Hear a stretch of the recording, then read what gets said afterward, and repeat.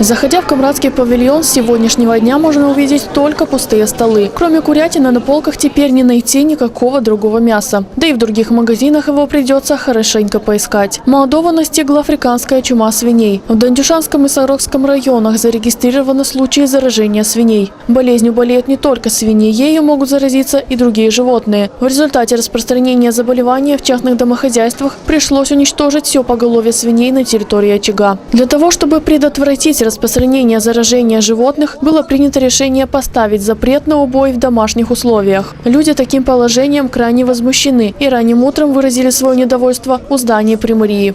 Нельзя загонять столько людей и оставить без рабочих мест. Нельзя. Люди выращивают скотину, и так цены нету толком, чтобы люди поняли, что вырастил животное и он заработал что-то.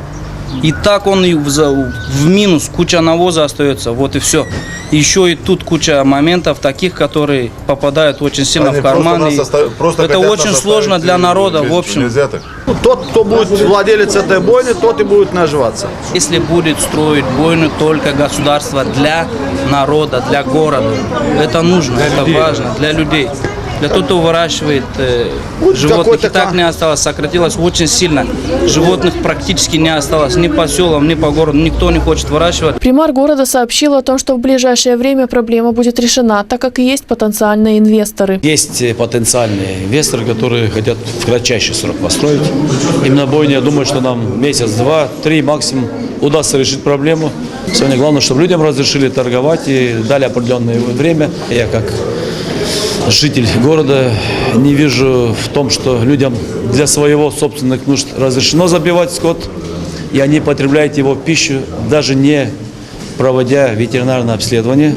Значит, дома его можно потреблять с соседями, со всей семьей, а вот на рынок вытаскивать там, где проверяет ветеринарная служба, все службы проверяют, он является более опасным. Мясники утверждают, что при забое скота в домашних условиях они придерживаются всем санитарным нормам. В помещениях имеются кондиционеры, сливные ямы, а также проводится дезинфекция. Покрашено. Здесь стол, на этом столе я режу, таль поднимаю, вода, все сюда идет. Вон там есть яма у меня. Мы режем говядину, телятину, соблюдаются все санитарные условия. Здесь кондиционер, сливная яма, вода. Эти условия предостаточны. Канализация есть, условия есть. С соседями у нас проблем нету. И как бы хотелось бы остаться в таком же формате, работать, как мы работали. Соблюдая все необходимые нормы, торговцы мясом отказываются отвозить животных на бойню, обосновывая это тем, что там нет необходимых для этого условий. Нет условий, во-первых, нас большое количество, чтобы запустить нас сюда 10-15 человек. Нет условий, это раз. Это нам надо ночевать в бойных пунктах, оставить свои семьи, детей, ночевать там, ждать очередь, пока мы будем завивать. Предлагают резать бойни на краю Камрата, там нету ни условий никаких, ни канализации, ни воды. И там невозможно резать, там от тальки бьет ток. Мясники требуют разрешения на убой скота в домашних условиях, и для этого они готовы выслушать оценку санэпидемстанции и принять все меры, если будет необходимо что-либо исправить. Если хотят, пускай отправят к нам в санэпидемстанцию, пускай отправят нам специальные органы, проверят, перепроверят.